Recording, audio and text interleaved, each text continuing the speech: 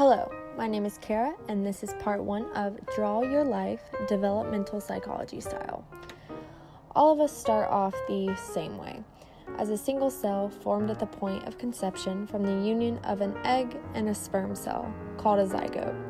This tiny cell includes the unique set of genetic instructions inherited from biological mom and dad. Over 9 long months, known as the prenatal stage, the development of this zygote undergoes 3 distinct phases.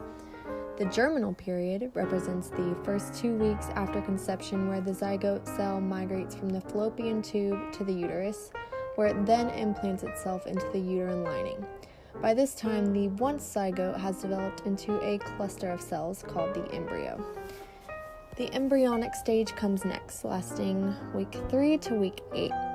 During this time, rapid growth occurs and the developing embryo develops major organs. The umbilical cord provides nourishment, oxygen, and water, and the placenta filters out harmful substances from the mother's blood.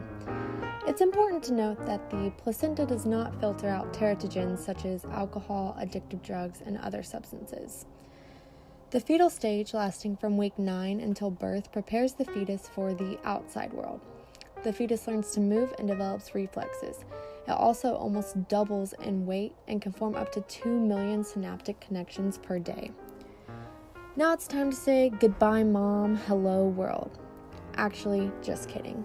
Even once the baby is born, its development is actually very dependent on mom.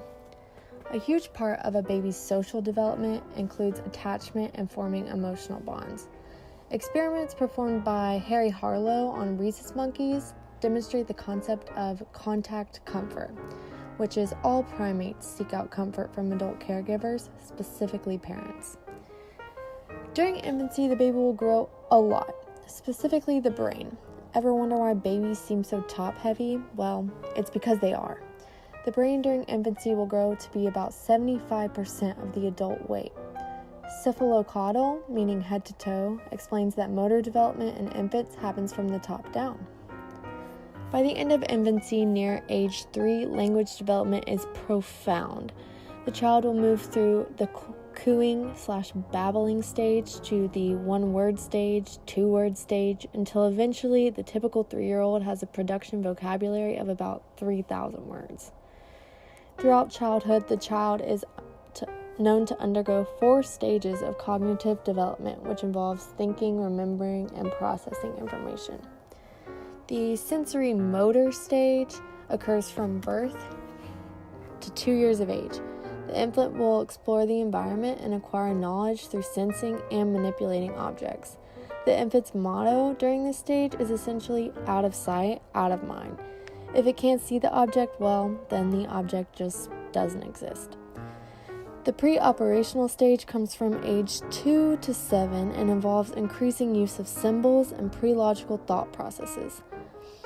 Children in this stage also lack the ability to see the world from another's point of view and can be characterized egocentrically. Imagine 2 identical glasses with the same amount of liquid, but one glass is poured into a wider glass. A child in this stage would now think that the wider glass has less liquid, even after witnessing the whole occurrence. Next, the concrete operational stage is characterized by a child's thinking and use of logic being limited to only tangible objects. Children in this stage lack the ability to reason through hypothetical situations. For example, friendships might only be understood on the basis of 2 kids just playing together. And finally, the last stage, which runs into adolescence, is the formal operational stage. This stage reflects the child's ability to think logically even when dealing with abstract concepts. Friendship in this stage is understood on the basis of trust, loyalty, and shared beliefs. To learn more about developmental psychology later on in life, stay tuned for part 2.